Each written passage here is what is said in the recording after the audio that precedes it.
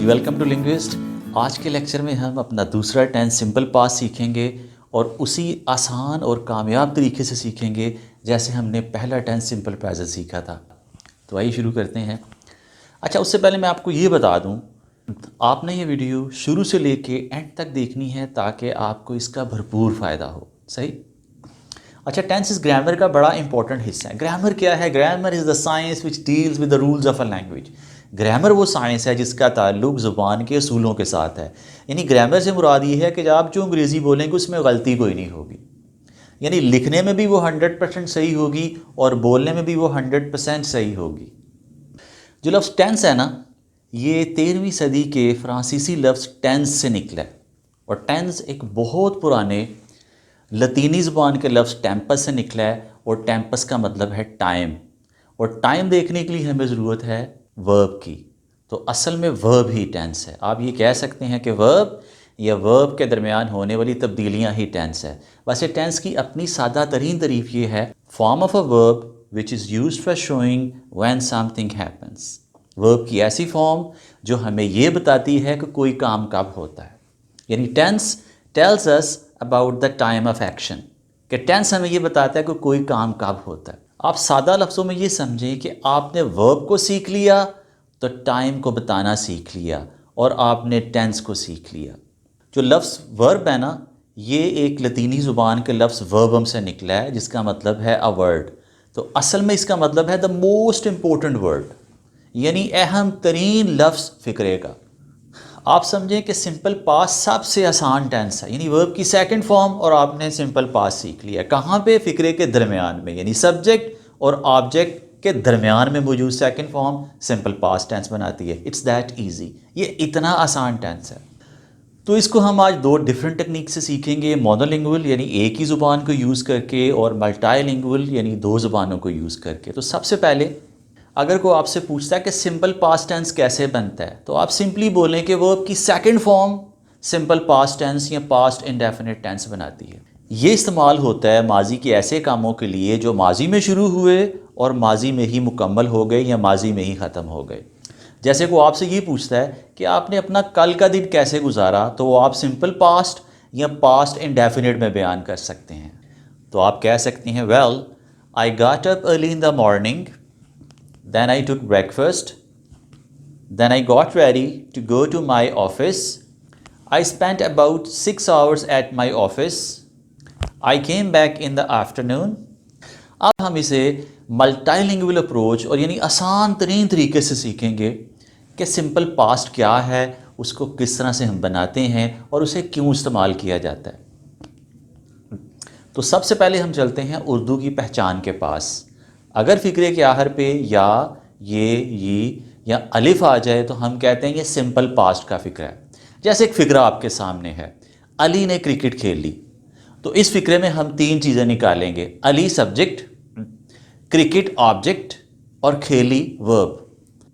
تو آپ دیکھیے آخر پہ یہ آ گیا ہے. جی بالکل آیا ہے. اس کا مطلب ہے کہ یہ فقرہ ہے سمپل پاسٹ یا پاسٹ انڈیفینٹ ٹینس کا. اور اس کے لیے ہمارے پاس ایک کلیہ موجود ہے. اس کلیے کو ہم سنٹیکس کہتے ہیں، اور کلیہ یہ ہے: سبجیکٹ پلس ورب کی سیکنڈ فارم اور پلس آبجیکٹ. اچھا، یہ ٹینس اس لیے بھی آسان ہے کہ جو مرضی سبجیکٹ ہو سب کے ساتھ سیکنڈ فارم ہی ورب کی لگے گی. علی نے کرکٹ کھیلی، علی پلیڈ کرکٹ. آپ کو پتہ ہے کہ اردو میں سب سے پہلے سبجیکٹ آتا ہے، اس کے بعد آبجیکٹ آتا ہے، اور آخر پہ ورب آتا ہے. جبکہ انگلش میں پہلے سبجیکٹ آتا ہے، اس کے بعد ورب آتا ہے، اور آخر پہ آبجیکٹ ہے.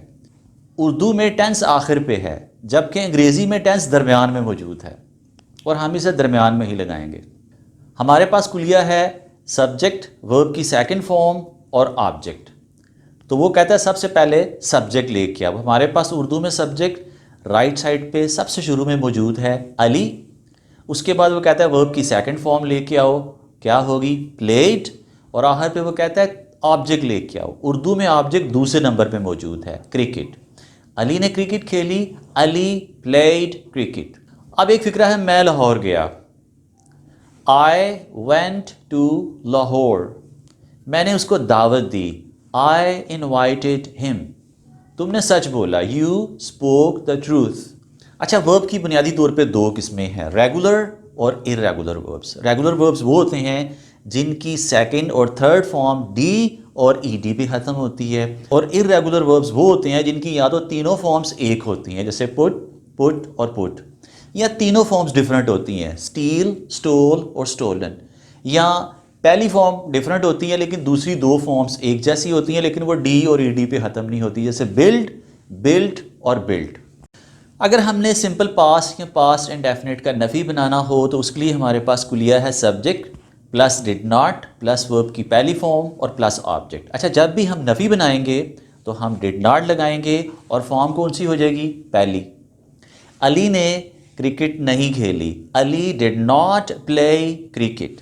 اگر اس کا سوالیہ بنانا ہو تو اس کے لیے کلیہ ہے ڈڈ پلس سبجیکٹ پلس ورب کی پہلی فارم اور پلس آبجیکٹ۔